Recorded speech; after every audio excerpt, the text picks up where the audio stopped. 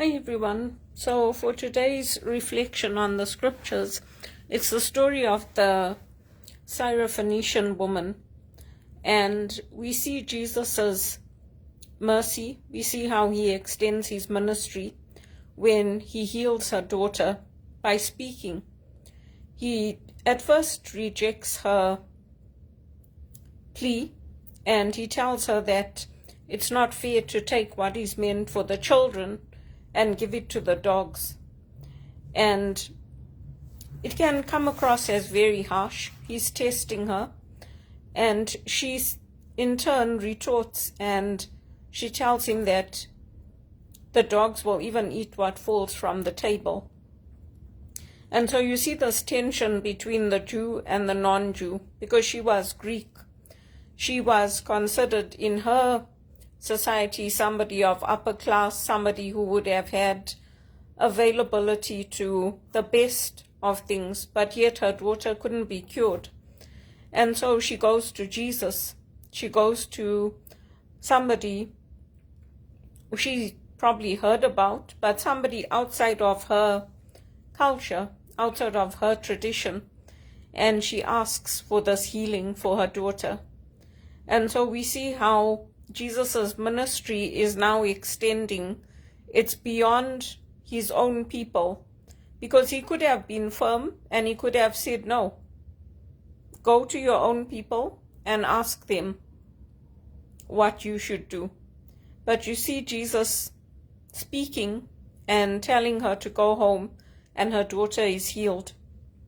And you see this insider-outsider story that's going on in the Christian tradition, because we follow Christ. And it's only when she accepts him completely that Jesus gives this healing to her daughter, to somebody of her family.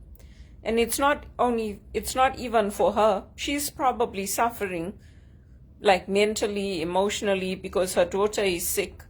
But it's this healing that Jesus just speaks, and the healing takes place because of her faith. The daughter didn't come to Jesus. The mother went to Jesus to ask for that healing for her daughter. So we see how Jesus's ministry is extended, because he did come for the house of Israel. And that's something he makes perfectly clear in all his teachings. He says, I came for my people. I came for the house of Israel. I came for my people. And it's something that's repeated in the scriptures. But we have this Greek woman coming to him and asking him for help. And you'll find that in the Christian tradition too. There's people that are not of our faith, but they come to us wanting to know about Jesus, wanting to know about our faith, wanting to know who Jesus is, and why is it that we go to him. And for us, we have to be humble before the Lord, because the Lord can heal instantly, like that scripture shows, but the Lord can also withhold that healing.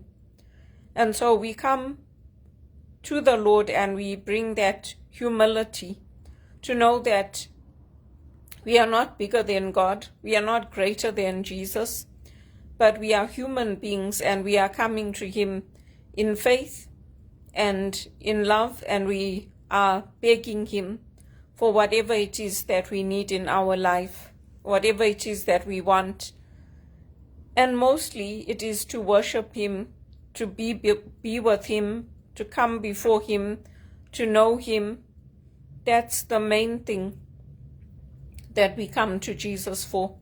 But it's a nice scripture to reflect on the Syrophnecian woman, and to see how Jesus' love extends to everybody. He doesn't exclude, he doesn't withhold the healing, he doesn't continue to reject and not show mercy. Jesus welcomes and Jesus embraces, but he does allow us to be tested. And this concept of being tested is not only in the New Testament, it's in the Old Testament as well. And it's also for us to show that humility, that we are joined on to Christ. We come to him through our faith, to know him, to love him, to serve him in our neighbors, in our communities, because there's all kinds of things that can come against us, whether it's sickness or unemployment or whatever it is. And if we put everything on that, when we lose that, it becomes devastating. I'll use my own life as an example. I've had so much unemployment in Toronto. In the eyes of the Western world, I'm considered a failure, because people who are successful, they have properties, they have cars, they have steady employment, they go to the best schools, and going to those best schools is not just like to get your education, it's because you're making connections there. And those connections are going to benefit you and your family and your family's children. Whether you're an aunt or an uncle, it benefits generationally down the line. And you see these movies that they make in America about how families have to take their children out of these good schools, because if they're going to the good schools, they're getting the best of everything. Unlike if maybe they're going to a public school. And when that's taken away, it's devastating for the children, because the children don't have the latest gadgets, the latest phones, the latest clothing, so it makes you look outdated. That's why I was saying in my previous talk, I need to go and have a haircut as soon as I have some money, because you can see, yes, I style my hair and I do it nicely, but you need to keep up with the times. You need to update your wardrobe. You need to look good if you're going out there to look for a job. Your credentials are not enough. You need to prove that you're keeping your skills up to date, that you have good relationships with people, that you're not causing problems with the police, that you are living in one place. In Canada, I don't know about other places because I haven't lived anywhere else for a long time, but in Canada, showing that you live in one place for a long time, that benefits you, because it shows that you're not moving from one place to the other place. You have stability. If you have a doctor, that shows stability. If you're using the things that are available to take care of your health, and you know how to network, you know how to job search, you know how to use the tools that are available, all of those things help you. I have that experience from HRPA because I've gone through this process so many times. I know how to network. I know when to go to meetings and events and how to change my resume if I need to. So all those things are things that because I've gone through them, I can help others with them. I can refer people to know where to go to get mental health support, or where to reach out in the community, because I've had to go through it. And even if I didn't have to go through it, I have that experience because I trained at Regis College. And when you train at Regis College to become a spiritual director, they provide you with a list of resources of where people can go to get support for employment, workshops, social services. They give you all of those things so that you can refer people in your line of work when you're taking people for spiritual direction. But the people I see, the people that come to me, normally they can't pay. So I don't earn a living from that. That's why I need to go out and work and earn a living, whether it's in administration or project management. The last job was customer service as an account manager. I need to earn a living. And so every day I'm on the internet, I'm applying for jobs, I'm talking to people, I'm posting things on social media, because all of those things are helping me. I'm not just sitting at home and watching TV the whole day and saying, oh yeah, I'm just relying on God, that job is going to fall into my lap. I'm going out there and I'm upgrading my skills. I'm learning about where are the challenges in Toronto. What is it that's important when I get my job that I can help people that I can help to make things better. Right now they're saying productivity is low. Of course it's going to be low because companies don't want to invest in training. They don't want to invest in upgrading technology. So we're lacking. We're 14th in the world, and we're supposed to be a leading economy compared to America. America's investing with Microsoft, with all the Chinese companies. They're investing in technology. And so we're falling behind, and then it becomes a vicious circle. But through all of that, I keep my faith in the Lord. I don't let that faith go. Because if I did, I would give in to despair. Some people turn to drugs. Some people they don't have the network I do, so they turn to prostitution. And then that affects their children because their children know, oh, mom or dad is sleeping with somebody because they can't pay our rent. That could lead to the children being taken away from them. So there's a whole lot of problems that come when you don't have a job, and you don't have a good network, and you don't have the social supports in place. And I feel for others because I know what it's like when you've done so much in the community and nobody will even give you a bed to sleep on, or say, yeah, you know what, we don't have a bed, but you know what, we'll put a mattress on the floor and you can come, you can sleep on the floor if that's okay with you.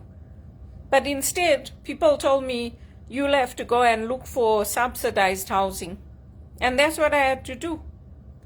So you think that you leave your country where things are so bad and you come here, you work hard, you help others, you think things are going to fall into place. But sometimes it doesn't happen that way. So that's why, for me, the important thing is keeping that faith in the Lord. And like the Syrophnecian woman, I'm persistent. There's not one day that goes by that I don't ask God to please open that right door for me so that I can get employment and so that I can have an income coming in where I can use my education and my skills that I've gained in Canada, in England, in America, in Southern Africa, working with Indian companies. I beg God for that and to keep me healthy so that I can work. Because I know that God is my source and I know that God can get through to people when I can't get through to people. God can change hearts and change minds. And today's talk was good because when I tell people, they're just like, no, we're not doing that. And it's like, what, if you do this, you'll save thousands of dollars. No, we're not doing that. That's not our policy. So it's good because now it's coming from people who are like in the Bank of Canada, they lecturers, they past MPs. It's good because they now are saying what I'm saying, and they're saying it to the business community that went to that event I was at today. Because I can tell them that same thing in the companies I work at. And they're like, oh, not to be arrogant, but... So they're not even open to it. But I have the same degrees as them, the same qualifications. I've worked in similar positions to them and even overseas, which they haven't done sometimes. And they won't listen. So it breaks your heart because you know that when you lose that job, it's going to take you maybe a year to 2 years to find another job. And even if it's a minimum wage job, you take it and you work hard and you hope that it's going to lead to better things for you. And it's disappointing when it doesn't. It's very disappointing. And then you see everybody else progressing, getting the breaks, getting the good paid jobs, getting the travel. And you're like, you know what? I didn't do anything wrong. But I hold on to my faith. And like the Syrophnecian woman, I say, you know what, Jesus? Yeah, I understand that, yeah, you don't take the food and for the children and give it to the dogs. But you know what? I'll eat the crumbs from the table. So I think that you should help me. That's what I say to him. But sometimes he helps me. Most of the time he helps me. But sometimes it takes a lot of banging on that door and banging on that heart of his to say, come on, Jesus. I need your help over here. Can you help me, please? And thank God, I do have people who care about me and love me. Thank God. But that's the story about how Jesus' ministry gets extended, and it moves from being just for the Jews and just for the Jewish children to include others, including me, people who are on the outside who are now following Jesus, and we become his disciples. That's the story.